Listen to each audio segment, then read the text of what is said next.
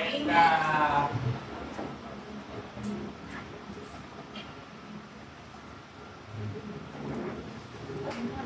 okay, so namiss ko po kayo. Actually po, tagal dito kayo sa JCP ng mga but it's a great joy to be standing in front of you today, no? To be ministering and preaching to you.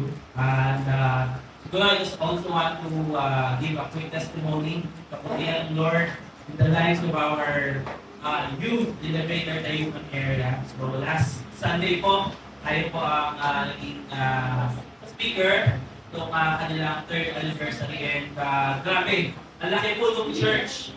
Pero yung kabataan halos hindi magkasya dun sa building na yun. And naalala ko yung testimony ni Sister Giselle na she prayed na tuwing ng panahon tayo naman makapag-host ng Greater Tayuman area na for the youth. It's big. Napakalaking organization, and yet yung prayer ng ating Sister Giselle is the same prayer. Pinag-pray ng buong iglesia. No? Bigger venue na parang ma-accommodate natin lahat ng kabataan sa Pinakonan. No? So, ngayon po umaga ay dahil po matagal-tagal ako din nakapagsalita, parang pilit ko na miss ko tumayo din sa Pinakonan. No? Ang ating pong text for today will be in 1 Samuel 17. Actually, natapos na namin ito sa no? Parang isimulan sa Pinakonan. No? So 1 Samuel 17, let's open our Bible. This is the word of the Lord.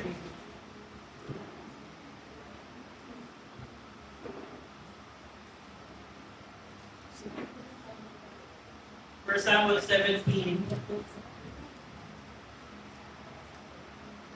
verse 4, nang lumabas mula sa kampo ng mga Filisteo ang isang pangunahing mandirigma na ang pangalan ay Goliath na taga-Gath. Ang taas ay 6 na sigo at 1 dangkal.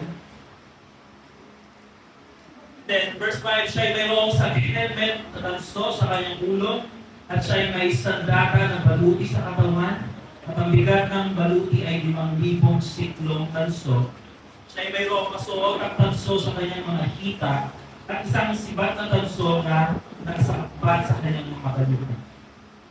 At siya'y tumayo at sinigaw in verse 8 sa mga hukbo ng Israel, bakit kayo lumabas upang kumanay sa pangikipaglaban?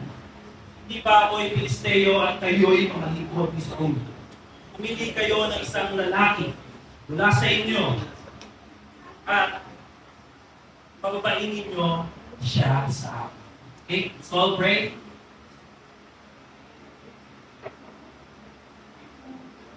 Heavenly Father, we thank you this morning, Lord, that you have gathered your people, Lord, to hear your word, praise you and worship you, Lord, this morning. And today, Panginoon, as we come into the story of David and Goliath, Panginoon, we ask that your Holy Spirit to teach us, to convict us, Panginoon, and in your word, sabi mo in John that this teaching and your Holy Spirit will testify about our Lord Jesus Christ. So today, Panginoon, we ask that may the words of my mouth, the meditations of our hearts, be pleasing in your sight, our rock and our Redeemer. In Christ's name, say we pray. Let's all say amen. Okay, so 1 Samuel 17, David and Goliath. We've heard this sermon a lot of times. And even in YouTube, one of the most watched sermon is a sermon about David and Goliath, 6.8 million. That we are David and the problems of our life are the giants in our life. And so last time we heard chapter 16, makikita po natin how God moved for him to choose David. Okay, this morning, ating po mag-aaralan is titled The Battle of the Champions. Battle of the Champions. Amen? So we have now come to one of the best known and most loved stories in the Bible. Even non-Christians know the story. Even non-Christians, academic scholars write books about it. Even atheists, non-believing Christians know about the story.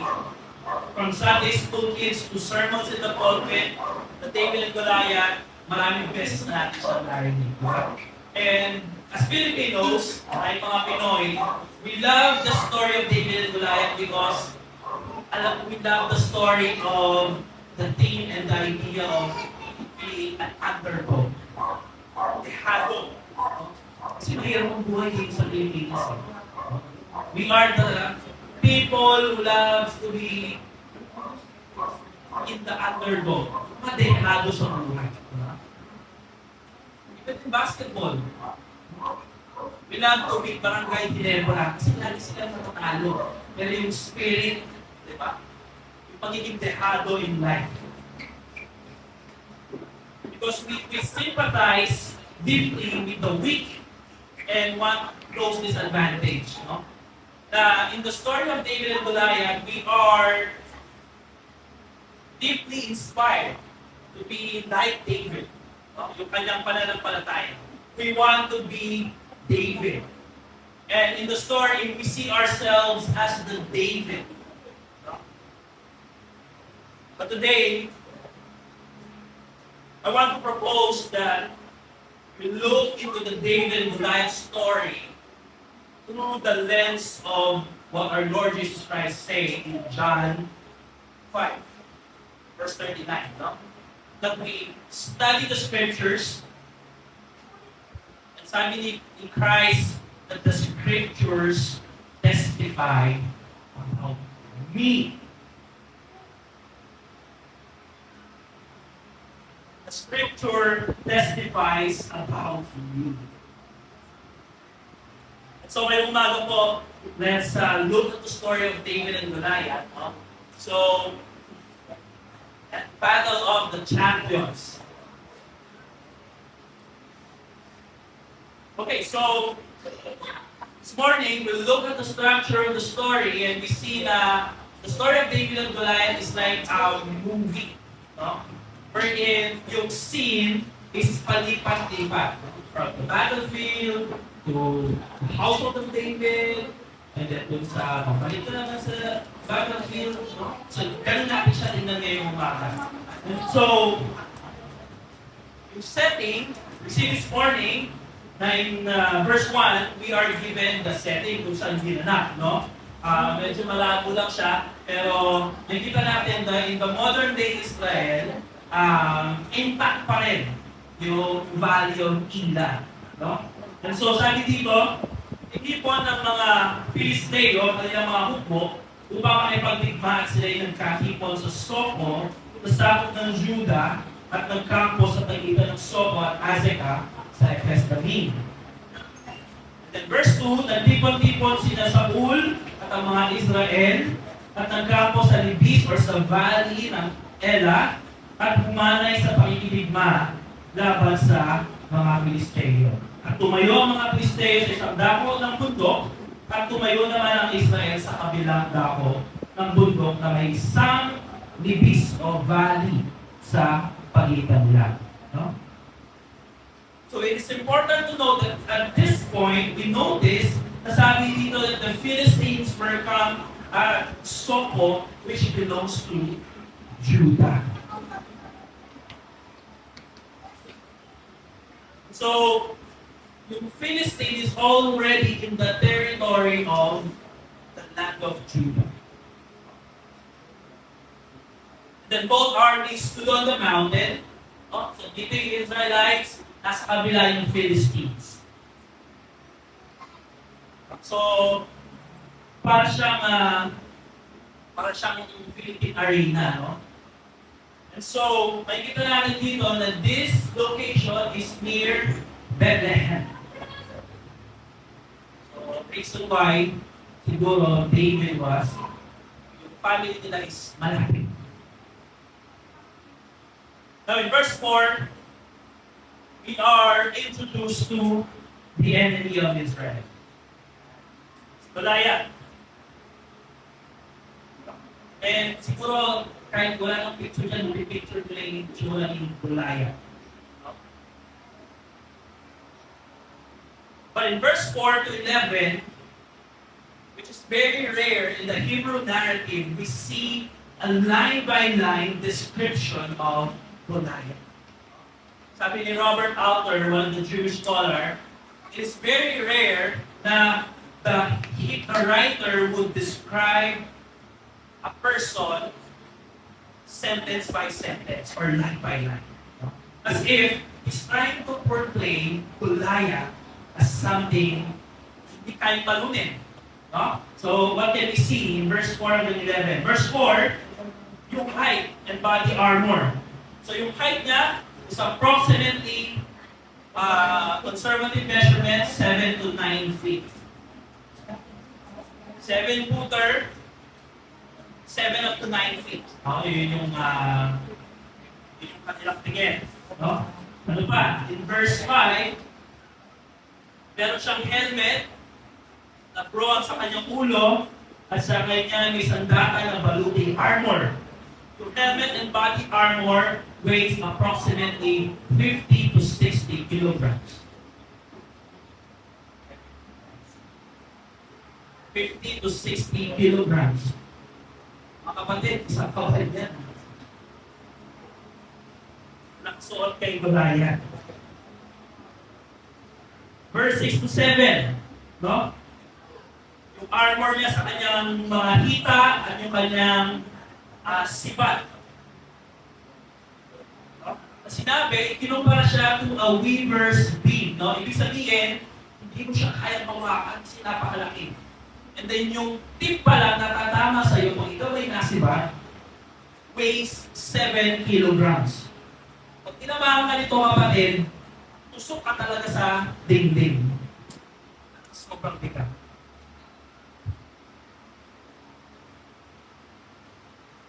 Now in verse 8, Goliath, ito na, challenge na niya yung Israel. No? In verse 8, sabi niya dito, siya'y tumayo at sumigaw sa mga hubo ng Israel, bakit kayo lumabas upang kumanay sa pakikipaglaban? Hindi ba ako'y Pilisteo at kayo'y mga lingkod ni Saul? Pumili kayo ng isang lalaki mula sa inyo at pababain ninyo siya sa akin. So, Goliath is issuing a challenge, kind of battle known to the Greeks. Alam natin yung story ng Troy, diba? I-heard ng Troy wherein they would have one-on-one battle. Kung sino yung manalo, of course, ang sabi ni Goliath dito, pag sila'y nanalo, magiging alipin, slave.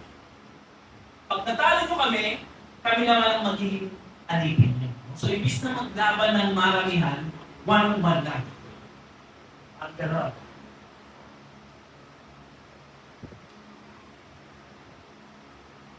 Verse 11, ano sabi doon? Verse 10, aking inahamon ng mga hubo ng Israel sa araw na ito para piliin nyo sa akin isang lalaki upang maglaban kami. And what is the Israel's response? In verse 11, nang marinig sa ulat ng buong Israel, ang mga salita ito ng Filisteo, sila'y nanghina at lubhang natakot. Notice in verse 11, the people of Israel is discouraged and natakot, including Saul. Diba? Sabi doon? Saul and all the Israelites.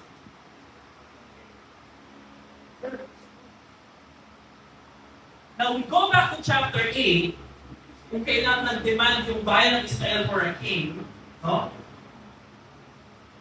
And, ano yung sinabi doon in chapter 8, verse 19 to 20? That they demand a king, give us a king, ano sabi doon? So that they can fight and lead our battles. Like all the nations.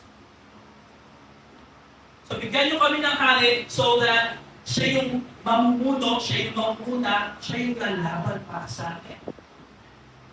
But in this story, even the king chosen by the whole nation, takot kasama nila.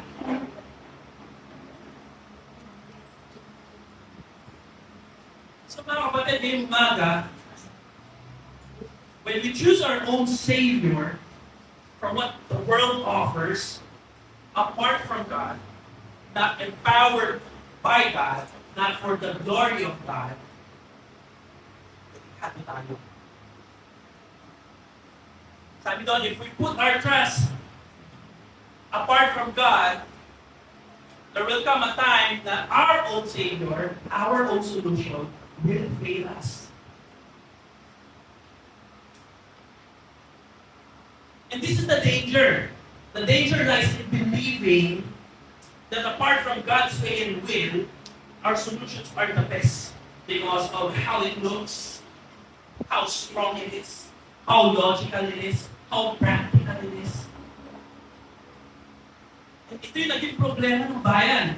No? That the chosen king of Israel is now afraid and discouraged kasama nila.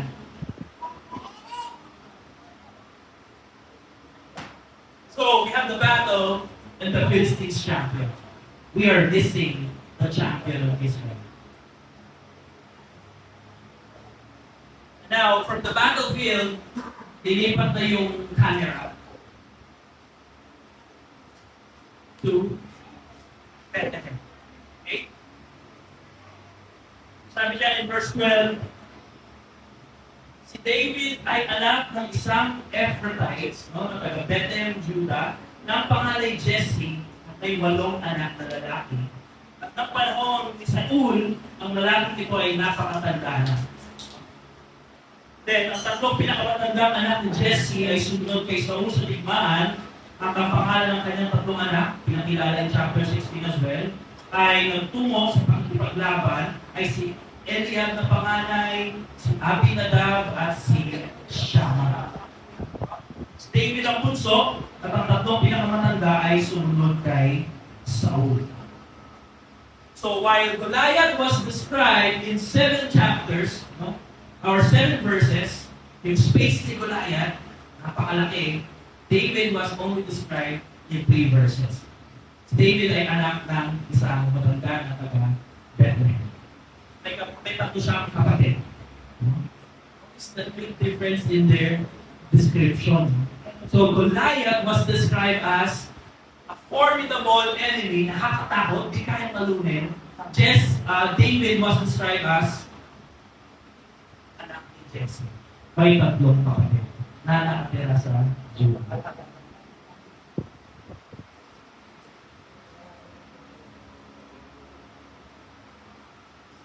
Verse 16, it was already 40 days.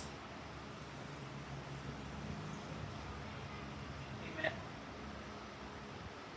It was already 40 days in the wild or in the valley. And kung titingnan natin mga kapatid, this is a test. No? When the Israelites were tested in the wilderness, 40 days, when Jesus was tested in the wilderness, 40 days, now in this story we can see na God's testing them. Will they trust God? No? But you know, the story of David, as it shifts to Bethlehem, is just an ordinary day. David, anak siya ni Jesse, may 3 kapatid. And then one day, very ordinary day. One day, ano sabi sa kanya?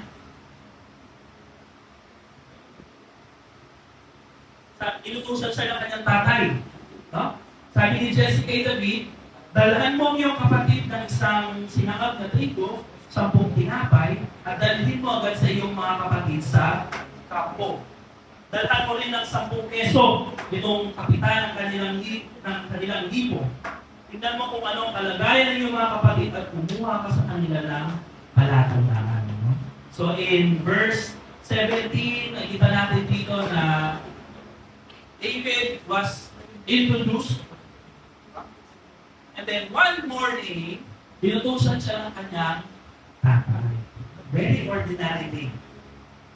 A young boy was asked na magdala siya ng pagkain para sa kanyang mga kapatid. No? So si David, sabi in verse, sabi dito sa mga story, sabi dito ay gumising ng maaga. No? From verse 20 to 23, very ordinary. Si David ay gumising ng maaga. Iniwan niya yung kanyang alaga sa katiwala. Nagdala siya ng pandesal at keso. Dumating siya sa battlefield. And pumunta siya sa kanyang mga kapatid. No? Yun yung story. Verse 23, habang nakikipag-usap siya sa kanila, ay dumating ang pangunahing magdigma, ang Filisteo na Goliath ang pangalan, mula sa hari ng mga Filisteo at sinabi ang gayunting salita. Katulad ng kanyang challenge na magpapabagay dito. Have somebody come down and fight me.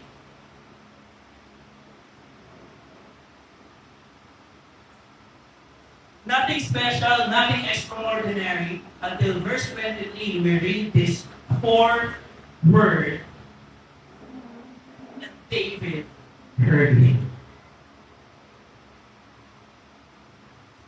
For 40 days, the whole nation and the king, hindi sila makalaban. Wala silang maitapat. Then one non-ordinary Monday morning, very ordinary, nothing special, a young boy heard Goliath.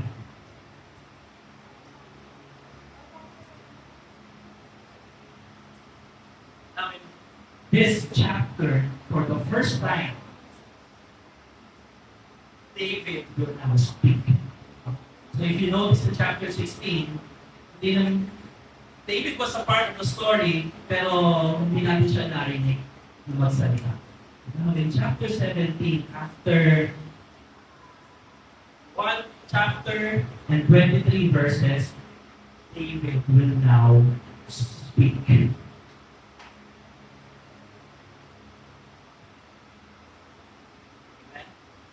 So narinig ni David. Now, have you experienced this sa isang barkada or grupo? Sometimes, meron tayong mga kaibigan na madalhan. Makwento, joke, no? Pero meron din tayo, may isang kaibigan doon sa grupo na minsan lang siya magsalita.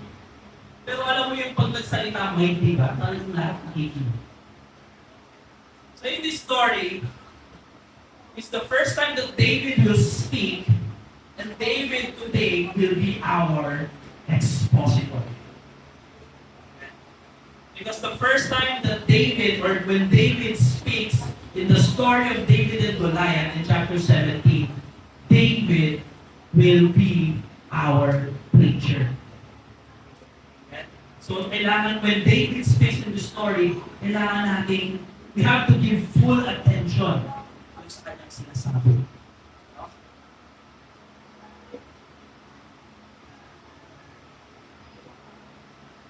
Sabi ni David in verse 26, sinabi ni David sa mga lalaki na nakatayo sa tabi niya, ano ang gagawin sa lalaking makapapatay sa Filisteo ito at makapag-aalis ng kahihiyang ito sa Israel?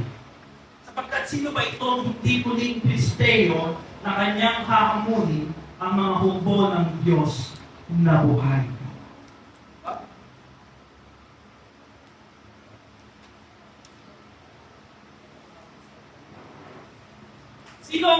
Ano ang mangyayari sa mga katalo sa tao na ito?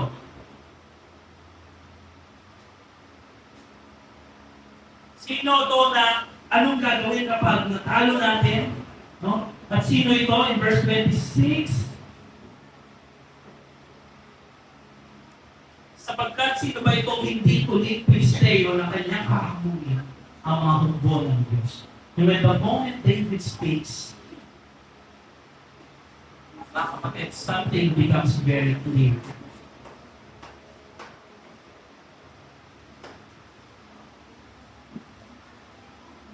May isang bagay na malinaw sa atin na ipinakita sa David. ngayong umaga.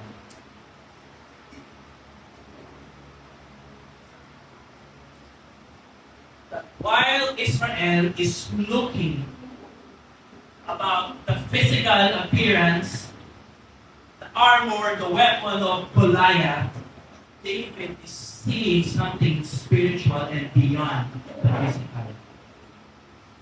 Sabi ni Dr. Tony Evans, while Israel was looking at the heart, David was looking at the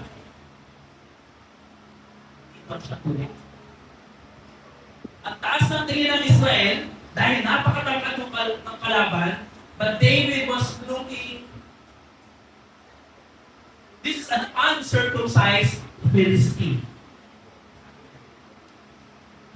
Amen.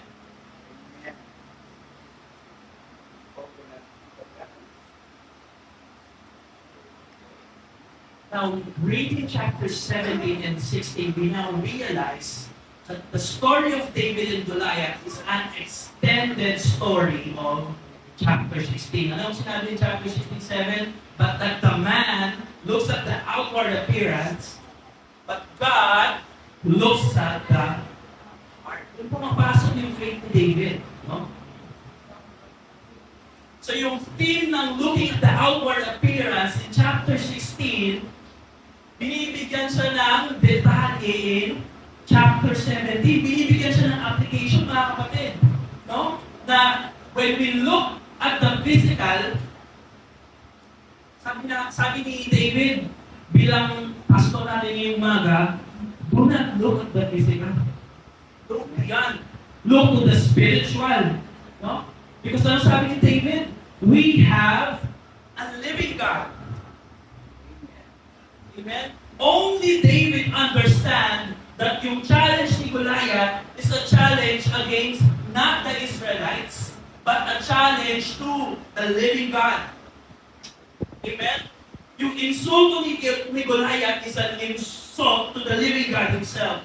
The shame of God's covenant people is the shame and reputation and honor and glory of God. It's not about the king, it's not about the Israelites pala. It's about the reputation and name of God.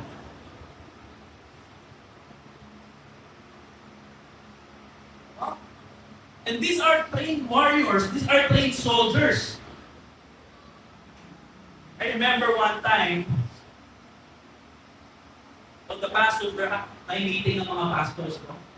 While we were talking about yung possibility of, building, establishing a church of our own, a building of our own, a property of our own. All the pastors are thinking, kaya. And, alam mo, pinag-usapan din namin ito ni Pastor Nick, parang it's a rebuke sa faith ng mga pastors that time.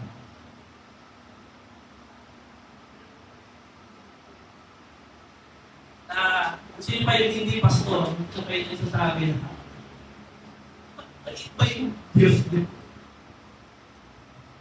Diba? It's a rebuke. It's a subtle rebuke about the kind of faith we have.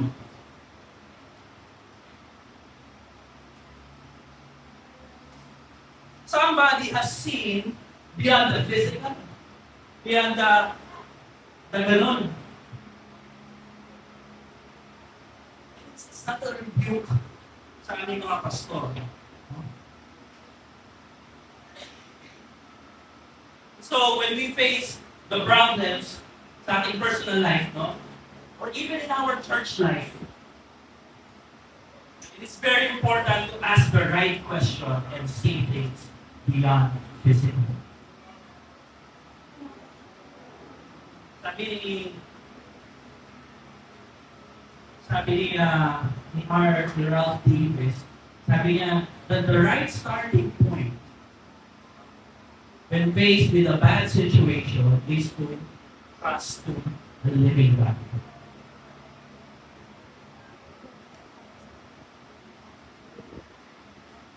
And in our life, yung experience and reality na ang Diyos ay buhay, dapat kitang-kita. In how we act, in how we decide, in our will,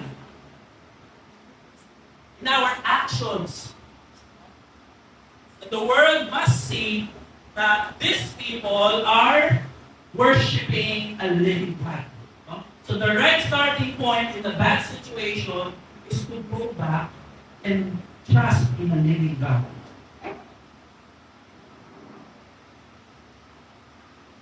So where is our confidence? Because sabi ni Paul, we do not put confidence in the flesh. And in this story, makikita natin mga kapatid that David was not putting faith in his trained warrior. David was not putting his faith in Saul. David was putting his faith in a covenantal God. When we say covenantal God, the God who remembers his promise. Because Israel is a chosen and a covenant people of God. So only one, at hindi pa kasama doon sa digmaan, doon sa battle, nag-iisa lang yung nakakakita na may Diyos na yung buhay.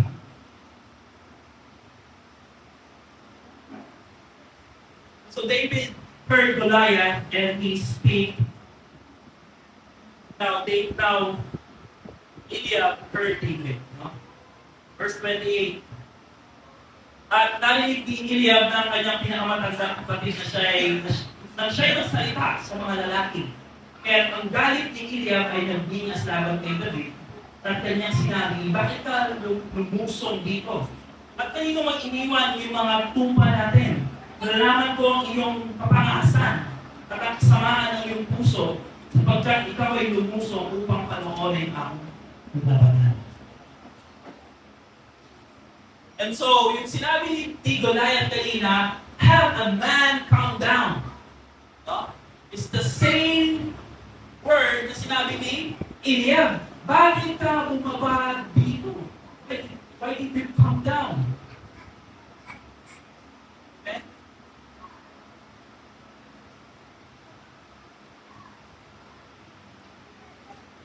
And pinapakita sa atin ng Biblia, story na very normal talaga yung pag-aaway ng mga magkakapatid. No? Kawawa talaga ang bunso sa magkakapatid. Hindi po ba? Kasi in chapter 16, ano yung sinabi ko before? Siya yung putusan, siya yung naiiwan sa bahay. In chapter 17, ayun, siya yung napagulog ng galit. Kung iniwan yung mga tupa natin doon, dapat pa talaga. So very normal.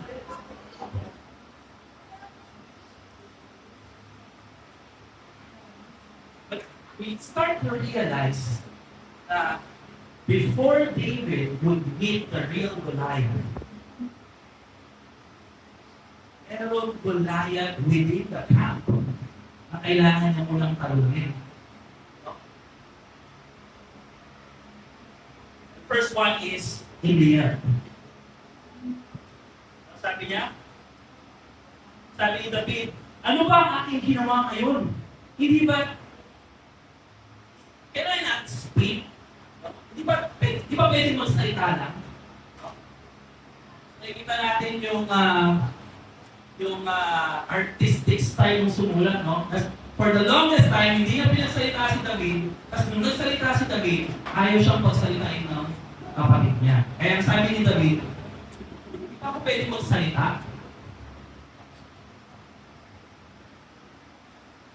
So, alam natin, ang away ng mga kapatid, hindi mananalo ang gusto. So, ang gagawin na lang ng bunso ay lumayo. So, yun ang nakikita natin sa story. At tinalikuran niya si Eliab at tumungo sa iba at nagsalita sa gayunding paraan At same answer yung nakuha niya. And in verse 31, nang marinig ng mga salitang binigkas si David, ito ay kanilang inulit sa harap ni Saul at siya'y pinasundo niya. At sinabi ni David kay Saul, huwag kang manghina, huwag manghina ang puso ng sinuman dahil sa kanya. Ang iyong lingkod ay hahayo at lalabanan ang Pilisteyong ito. So, nakarating kay Hari Saul, yung pinagsasabi ni David, pinasundo si David, sabi niya, let no man's heart fail. Your servant will go and fight the giant. Your servant will go. No? Ang sagot ni King Saul, you will not go.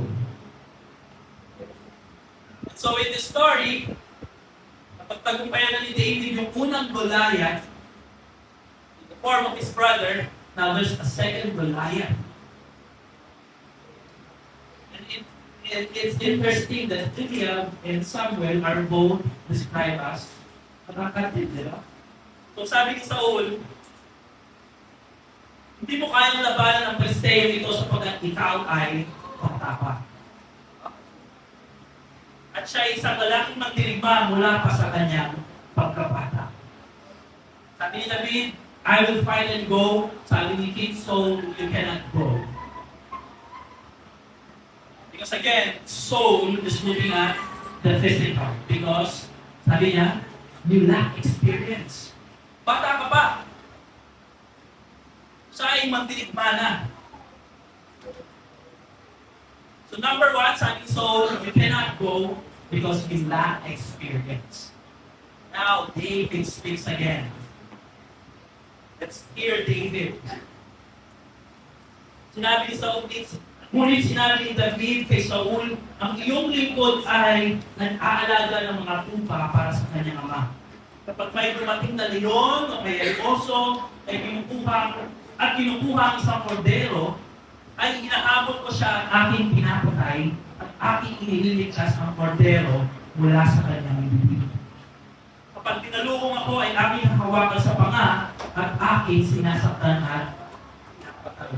No? Napapatay na ang iyong lingkod ng mga leon at mga oso at ang Pilisteyong ito na hindi tulik ay magiging isa sa kanila yamang kanyang hinahamon ang hukbo ng Diyos ng nabuhay.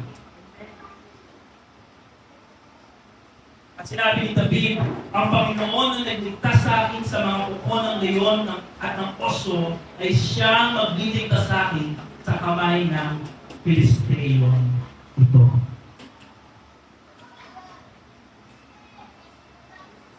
Anong sinasabi ni David? Sinasabi ni David, kay King Saul, I do not that experience. Kasi, nag-aalaga ako in the wilderness of Judah, meron din ako mga oso at leon na napapatay. No? Sabi niya, hindi ako bata lang na walang alam. I do not lack experience. But let's notice kung anong sinabi ni David. Ang Panginoon na nagligtas sa akin sa mga upo, ang siya rin magliligtas sa akin sa kamay ng Pilisteo. Sabi ni David, King Saul, I do not lack experience. I am also a warrior. But notice in verse 37, David, hindi niya sinabi na kaya siya nananalo is because of his experience. Yung kanyang galing, yung kanyang bilis. No? Sabi niya, nanalo siya because of God. No? And in your English Bible, kung makikita natin, the Lord who delivered, no? From the paw of the bear will deliver. No? Same word, different tense. Diba? The Lord will deliver. Ibig sabihin past tense. Ililigtas na ako ng Lord before. The Lord will deliver niya. Kahit ililigtas pa rin ako ng Panginoon. Kahit Goliath. Amen? Nakita niyo ba yung sinabi ni David?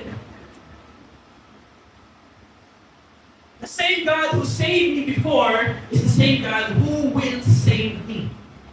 Amen? The same God who has been faithful to me is the same God who will be faithful to me. No? Sabi ni Ralph Davis that when we look forward or when we look backward in faith, looking backward in faith enables us to look forward in faith. Dahil, kaya malakas ang pananampalataya mo kapatid, it's not because of you, it's because of God. Kaya napagtagumpayan mo at ngayon ay matatag ang pananampalataya mo is because dahil sa kanyang katapatan pala. No? So the Lord, yung faith mo, kapatid, is sustained by God's faithfulness. Because at times, sabi ni Paul, we can be faithless. But God is faithful. No? Yun ang sabi ni David. Kasi David knows his story.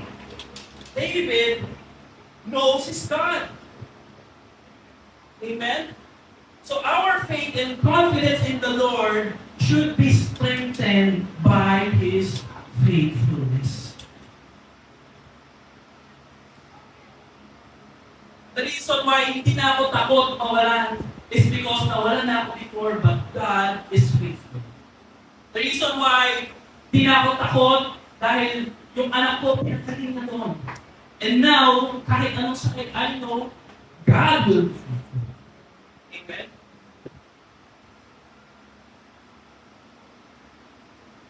Kung pananampalataya ko matibay, because Christ has saved me before, I know Christ will perfect my faith. Kaya nung sabi ng Hebrew writer, fix your eyes to Jesus. Remember? In Hebrews 11, David was also in the Hall of Fame. But how did the Hebrew writer summarize Hebrew 11? Sabi niya, in verse 12, or chapter 12, fix your eyes to Jesus. The reason why you can continue in your Christian walk is because somebody saved you already.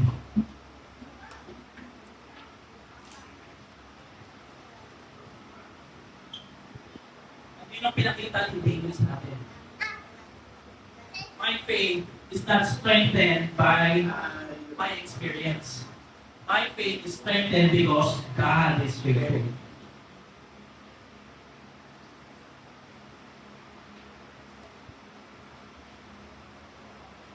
It is because of what God has done for us in the past that we are sustained and standing firm in the present and in the future. Kaya sinasabi nila na yung pananampalataya pala natin ay not inherent, di ba? Yung pananampalataya pala natin, yung trust natin, yung business kind of faith, yung business kind of believing is sinong source? Sa Diyos pa ang gagaling. Diba? Yun yung sinasabi ni David, my faith is hindi galing sa akin. It's because of what God has done in the past. And so, sabi ni Saul, okay, you can go. Diba? Sabi niya, okay, pumayo ka, samahan ka ng Panginoon. But,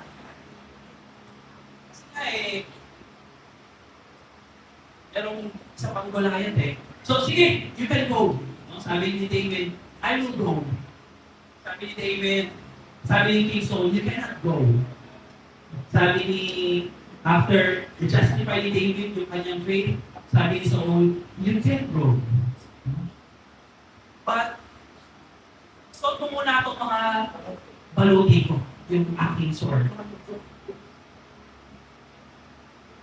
Because in Saul, not only is David lacking experience, David is lacking equipment.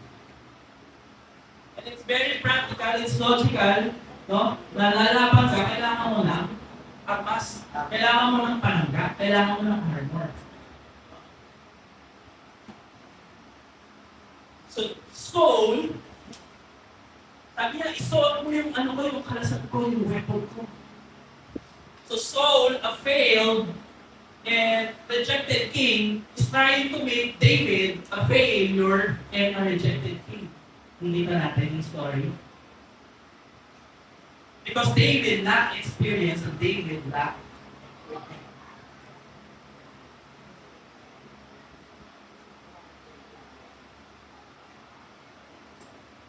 And so, sinuot na ni David. Ang sabi ni David, I cannot go. At binuhat niya yung kanya. Nakikita natin yung galing yung sumulat. Ayaw mo go. Sabi ni King Saul, you cannot go. O sige, you can go. Sabi ni David sa mga, I cannot go. Ito natin yung back and forth na I will go and I will not go. No? So, verse 40, hinubad ni David ang kanyang mga suot at pagkatapos ay hinawakan niya ang kanyang tungkod sa kanyang kamay. May dala siyang shepherd's staff at pumili siya ng 5 makikinis na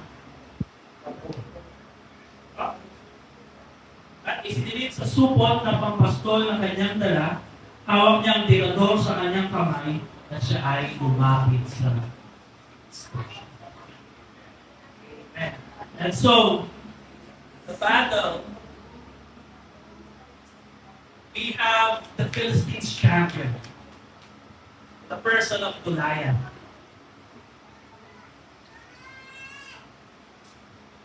In verse 40, now we have the Israelites champion. Now, the stage is set for the battle.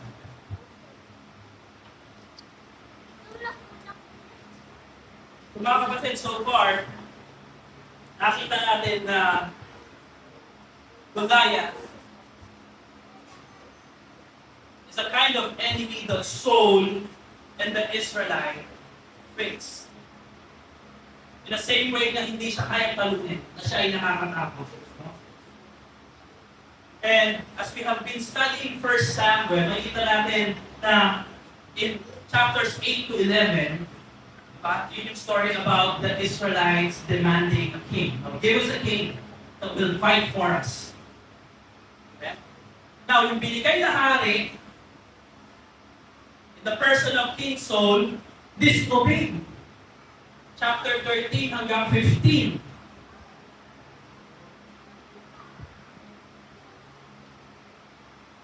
And when you look at the big picture, it now makes sense nung sinabi ni Samuel in chapter 12, na, ano sabi niya doon in chapter 12? 24 verse 25.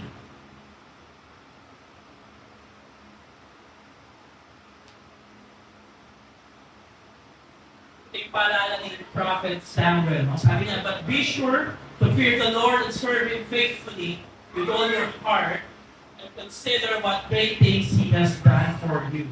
No? In verse 25, yet if you persist in doing evil, both you and your king will be swept away. No? Now, if we go to the ESV, maganda yung kanyang pagka-translate doon, na sinabi na, your king, you and your king will perish. Makapunas yun. Pero may sabi doon, that you and your king will perish, will be swept away. So it gives us an idea na because of their hindi sila clinging or hindi matibay yung kanyang pagkapit sa Panginoon, they will be, it's like yung flashlight, no? They will be swept away. So mas naiintindihan natin ngayon that in 1 Samuel 17, the reason why they are in that battle is because, ang sabi ng Lord, because the nation of Israel has been disobedient by asking for a king. The king is disobedient because hindi niya sinunod ang Diyos. And because of that, you will perish. No? So in this story, makikita natin that because of their disobedience, dahil sa kanilang kasalanan, not a well-trained soldier, not even Jonathan, not even King Saul can win against Goliath. No? So in this story, Israel is destined to be defeated and become a slave. So it now makes sense that if you are disobedient, because of your sin, you will perish, you will die, you will become a slave, you will become defeated. And in this story shines the most the grace of God to an undeserving nation. Like Saul and Israelite, we stood against our greatest enemy. No? Sabi niya that for the wages of sin is death. Amen? And that we are all sinners. Like them, we know that if this world's champion, mga kapatid, if we pick one champion from this world, apart from Christ, we are all destined to be defeated, to become a slave, and to die. Amen? Until God gave His one and only Son. Not a well-trained military leader, but the greater shepherd, the better David, our greatest champion, that whosoever believes in Him shall not perish. And so, church, we unfortunately, nakakalungkot sabihin, we are not the David in this story. Because we are the nation of Israel who are disobedient and sinful and wicked. Because of God's grace, they are undeserving to be saved. They are deserving of death and to be slain. But because God provided a king after my own heart, God Himself chose His king in David. And God Himself begotten His only Son, and our King, to be the person of the Lord Jesus Christ. When we look the story in the lens of Christ, that Christ becomes beautiful, Christ becomes magnificent, Christ becomes our champion, He is the greatest, and He is worthy of all your praise, your worship, dominion, glory, reputation. Because kung tayo, if God trusts in us for His reputation, we are doomed to be defeated. This is why the gospel is so beautiful to our life. And this is why the gospel is being preached to us daily. It is not preached when you get saved. It preached into your heart, into your life daily. This is why we can sing songs about Christ. This is why we can see Christ is beautiful, beyond expression. This is why Christ is altogether lovely, altogether worthy. It's because of what Christ has done on your behalf. Amen. Hallelujah. And so, friends, our greatest hope is a person. Our greatest hope is Christ.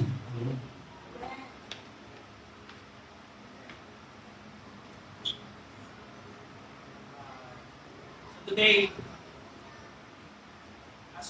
as church, let us face our challenges. As Christians, let us face our Christian walk in the light of the living God. And mga kapatid, if you have not come to a saving faith, ayaw po namin na maging katulad kayo na hari ng Israel at ng Israel. Ayaw po namin kayo na maging palinan at maging alipin ng kasalanan. Sabi ni Christ, Mark, repent and believe in the gospel. So, dahil po birthday ng bishop, ay ating mga puputulin yung story. Amen? So next time po, we will now go to the battlefield. No? And tingnan natin yung victory na ating hero. Okay, let's all pray.